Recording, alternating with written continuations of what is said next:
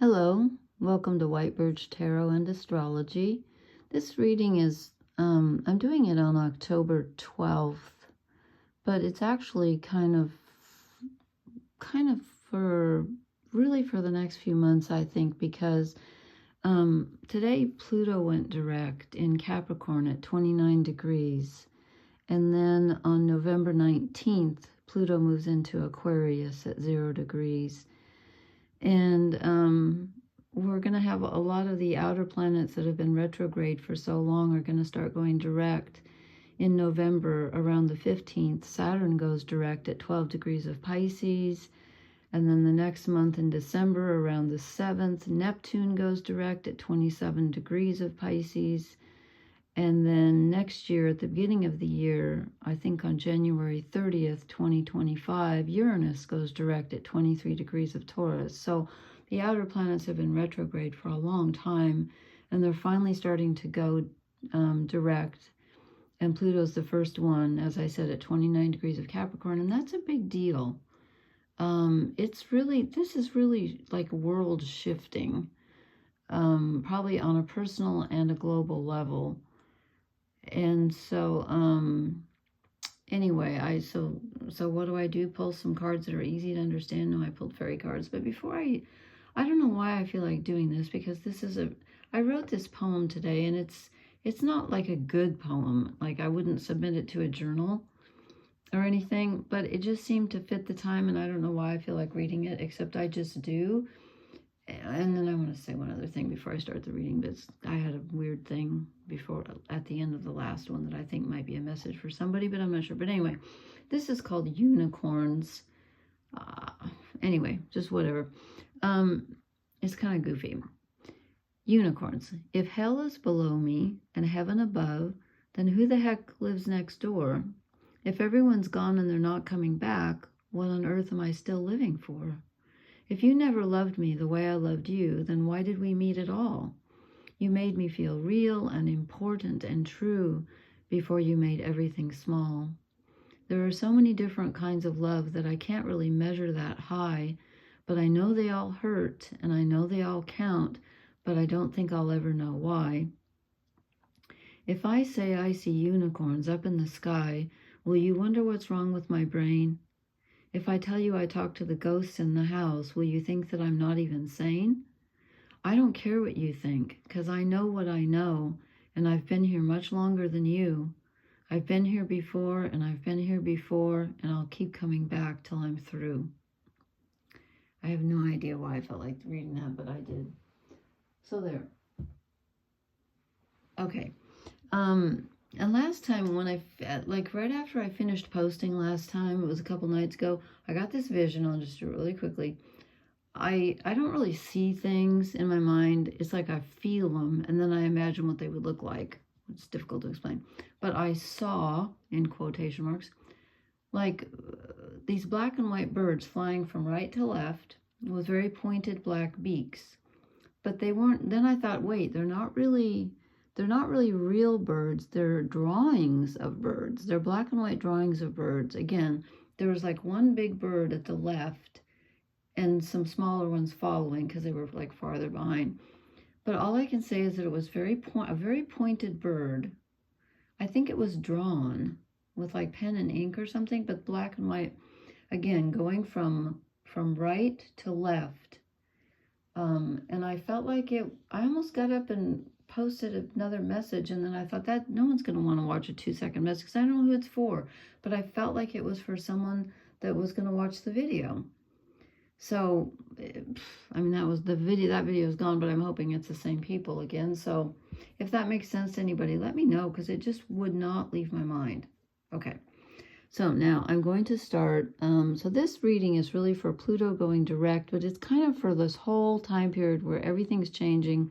The full moon, which is on the 17th, is going to be a whopper in Aries. It's going to be part of a grand cross, so I'll do a separate video for that. It's just like astounding. I mean, just hang on to your hats, folks. So I drew the fairy cards, and it's interesting because we get, I'm going to start with the middle card, which is the big behind, okay?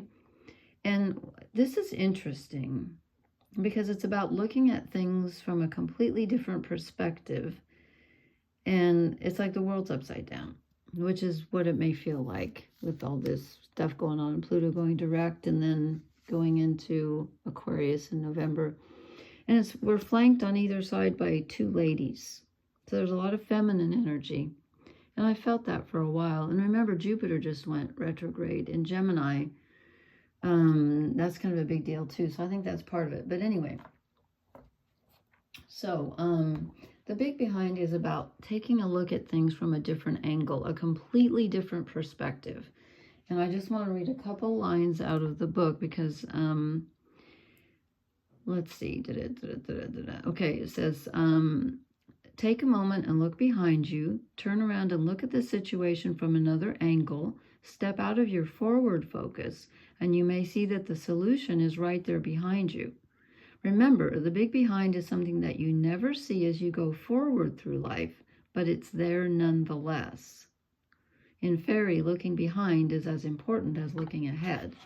And I feel like this is Jupiter retrograde and Pluto going direct at the last degree of Capricorn.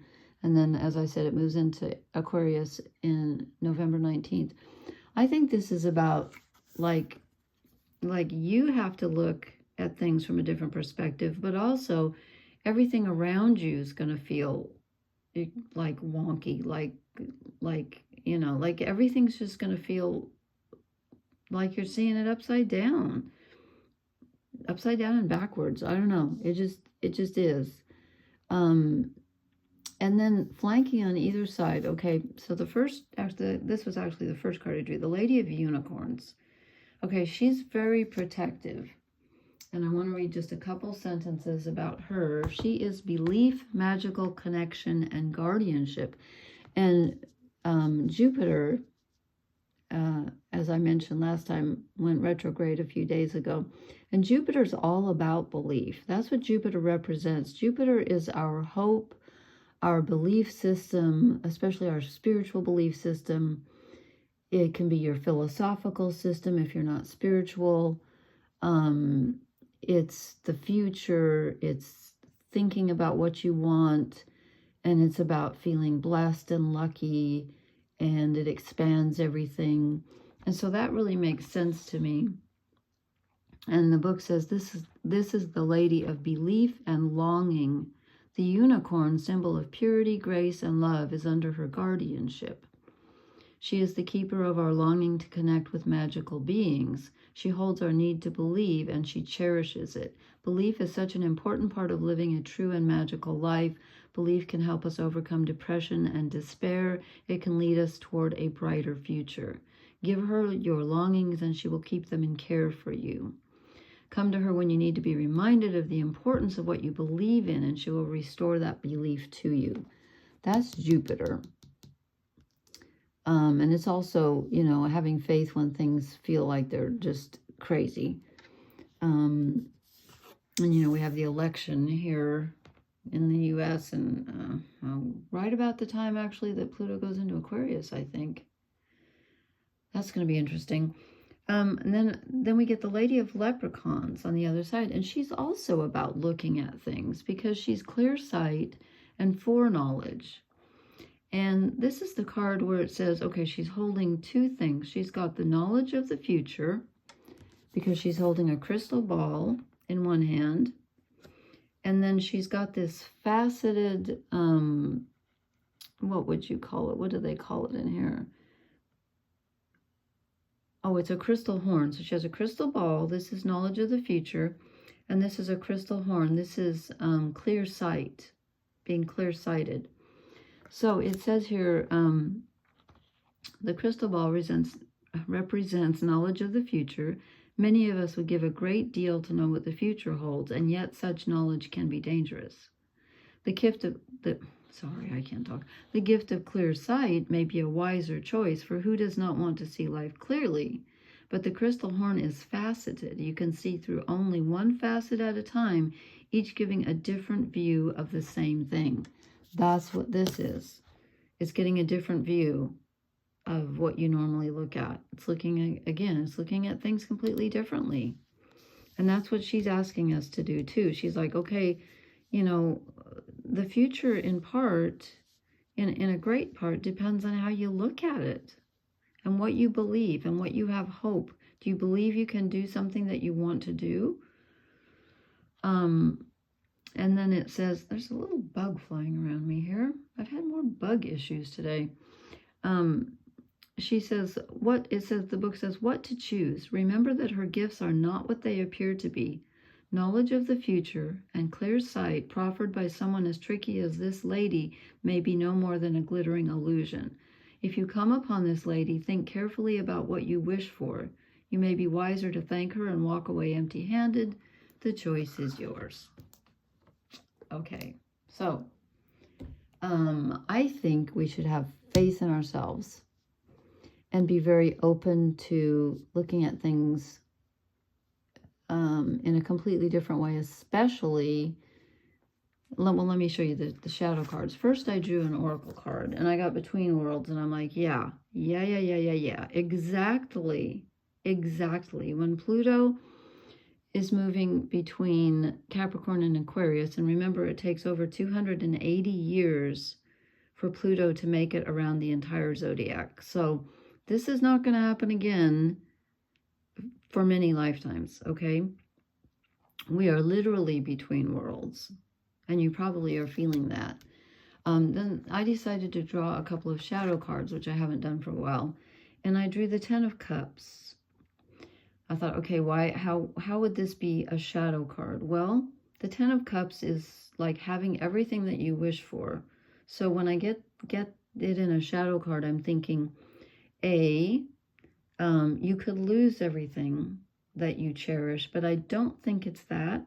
I think it's the fear of losing everything that you have, that you cherish, or your dream. It's like losing a dream. And actually, you might lose a dream, because this is a real change up. And I'm not saying, like, you know, everyone in your family is going to die. And I'm not saying that. I'm saying there might have been something in your mind that you thought you wanted, and now you know you can't have it. And you feel like oh my God, I've lost everything. Or but that was supposed to happen. Or, you know, I don't feel safe. I don't, like, where's my tribe? And I'm not getting everything that I'm longing for. That's fear talking. And the Lady of Unicorns is here to bolster you up and say, you know what? Miracles do happen, and you need to believe, and you can see things from a different way. And we are between worlds, and we're moving towards the color world. Okay, so this is a fear card. And then I drew the Knight of Pentacles. I don't believe I've ever drawn him as a shadow card.